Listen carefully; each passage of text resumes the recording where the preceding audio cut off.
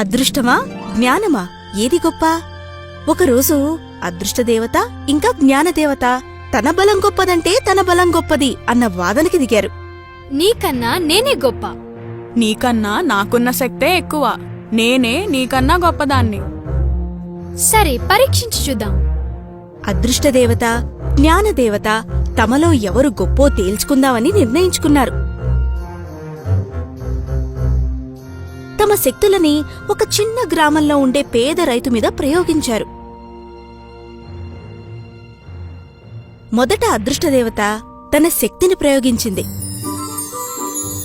ఆ రైతు పండించిన వరి పంటనంతా ముత్యాలవనంగా మార్చేసింది. తర్వాతి రోజు తన పంటలో జరిగిన ఈ అద్భుతాన్ని చూసి ఆ రైతు ఆశ్చర్యపోయాడు. ఇలాంటి ముత్యాలవనం నేనింతవరకు ఎన్నడూ చూడలేదు.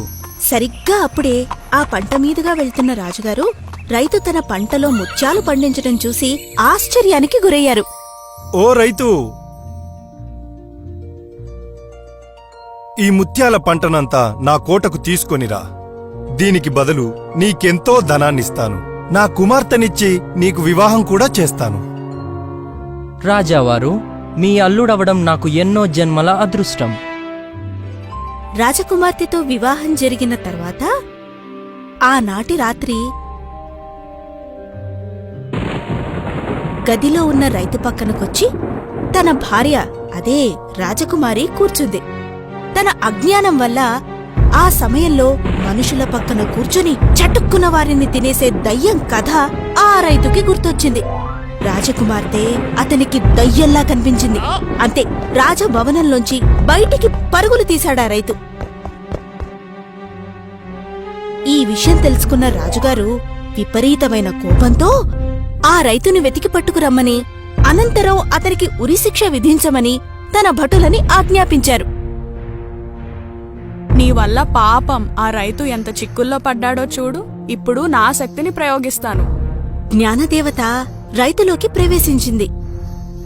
వెంటనే రైతుకి జ్ఞానం వచ్చింది. రాజావారు, నేనేం నేరం చేశానని నన్ను ఉరితీస్తున్నారు? రాజావారు జరిగిందంతా చెప్పాక తన అజ్ఞానం వల్ల చేసిన తప్పు తెలుసుకుని ఓ ఉపాయం ఆలోచించిన రైతు ఇలా అన్నాడు. నిన్న రాత్రి ఒకతను చెరువులో మునిగిపోతూ తనని కాపాడమని అరిచిన అరుపులు నా చెవిన పడ్డాయి. తనని రక్షించడం కోసమే అప్పుడు నేను పరిగెత్తింది. ఎందుకంటే ఆపదలో ఉన్నవారిని కాపాడకుండా వదిలేయడం మహాపాపం. అలా చేస్తే నేను, నా భార్య అయిన మీ అమ్మాయి జీవితంలో సంతోషంగా ఉండలేం. రైతు సమాధానానికి రాజుగారెంతో సంతోషించారు. తనకొచ్చిన జ్ఞానం వల్ల రైతు తనని తాను రక్షించుకున్నాడు.